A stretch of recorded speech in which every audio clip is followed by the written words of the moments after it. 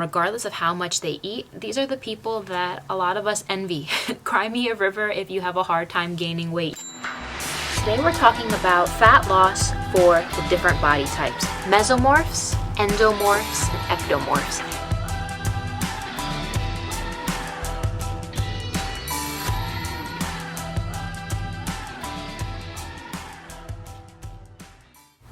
Hey everyone, it's Christine with Gauge Girl Training, an online meal planning and coaching service. I'm a food scientist and chemical engineer by training, and today we're talking about fat loss for the different body types. Today I'm talking about how this specifically applies to women and their fat loss goals. So let's get started. Alright, so before we get started, it's important to identify the fact that there are three main body types.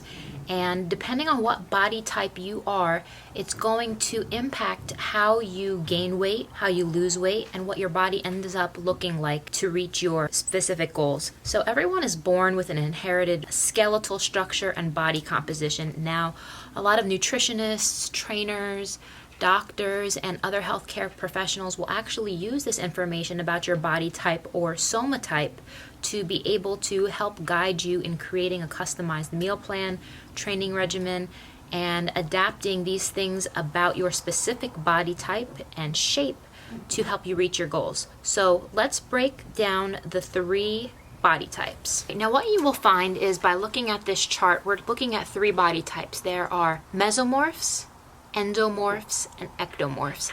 And most people may not perfectly fit into one category. You might be a combination of both, but for the most part, you can kind of place yourself primarily in one category to help give us tools and extra things that are going to guide how to support your fitness goals. For example, we're going to start with the case of the endomorph.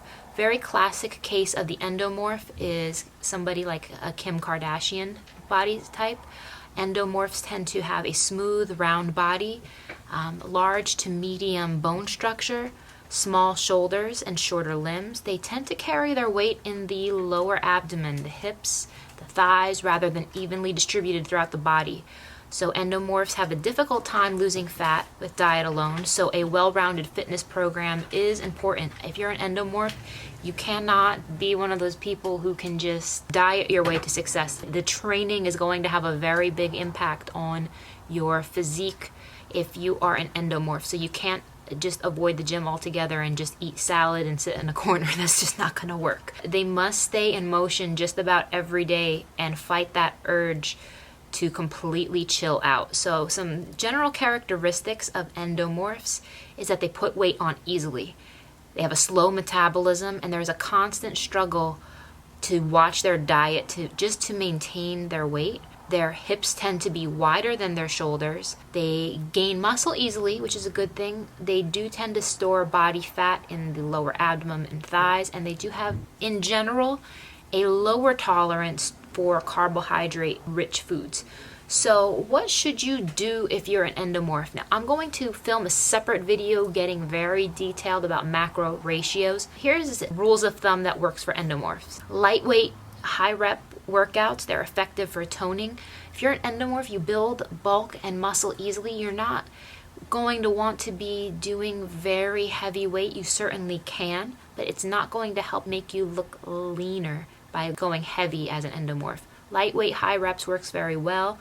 You do want to do consistent high intensity cardio at least 80% of your maximum heart rate. So if you're not monitoring your heart rate and you're an endomorph, you want to start doing that.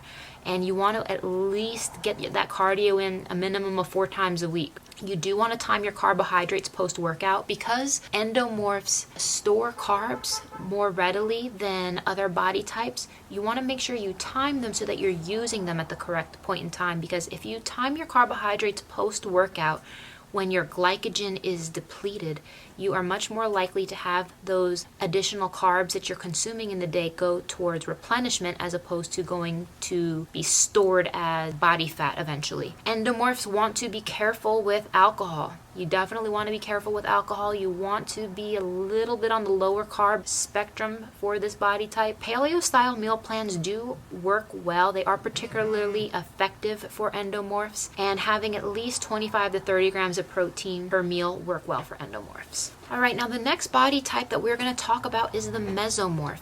A classic mesomorph is somebody like Janet Jackson. Mesomorphs don't have to worry a whole lot about what they eat because they can gain muscle mass very easily, they can lose weight fairly quickly and with a little bit of effort. This combination allows the mesomorph to achieve fantastic muscle definition overall in the whole body. So, however, as easily as the mesomorph can lose fat, they can go in the opposite direction, meaning that they can gain fat very quickly.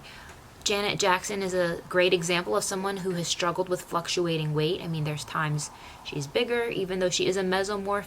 You wouldn't necessarily be able to tell that because just because someone is overweight, it doesn't necessarily mean that they're already automatically an endomorph, which I'll explain in another video, how to tell what body type you are even when you're overweight. But she's a great example of someone who struggled with fluctuating weight, but when she's determined, she can lose weight. She looks great, very defined, and she probably has some of the most amazing abs I've ever seen. So mesomorph characteristics: they tend to store fat evenly, they have flat stomachs, they have the ability to gain muscle quickly, they are naturally muscular and with a medium-sized bone structure, and mesomorphs can easily lose weight and they can easily gain weight. So all that being said, what do you do to support fat loss if you are a mesomorph? These are a few tips that will help with that.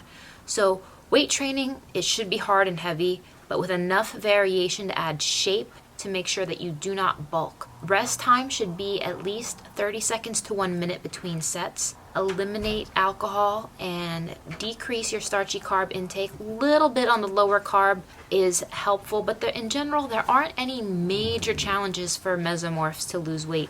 Balanced nutrition, approximately 40% carbs, 40% protein, 20 to 30% fat works for most. You do want to be in a caloric deficit of 500 calories from your diet, from your maintenance, and that's basically all that you need.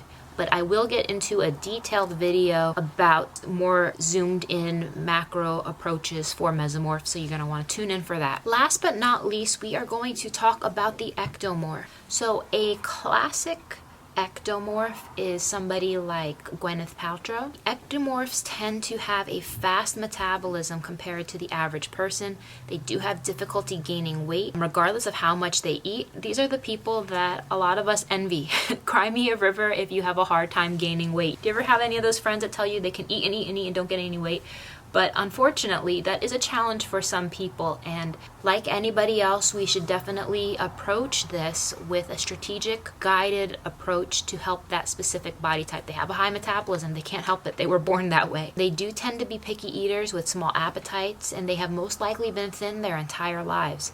This body type does have a small bone structure, narrow shoulders, flat chest, narrow waist, hips, small wrists, skinny ankles, and an overall like a ruler body type. And sometimes, but not always, they do tend to be a little bit on the lanky side. Longer limbs, longer than average muscle belly length, and an inherent capacity for cardiovascular endurance. These are your distance runners, these are your cyclists, people who can just go and go and go and are just naturally have that capacity. If you're an ectomorph, you definitely want to lift heavy. You want to rest longer in between sets. You want to be resting between 2 and 3 minutes, giving yourself enough time to recover so that you have more power to lift again on the next set.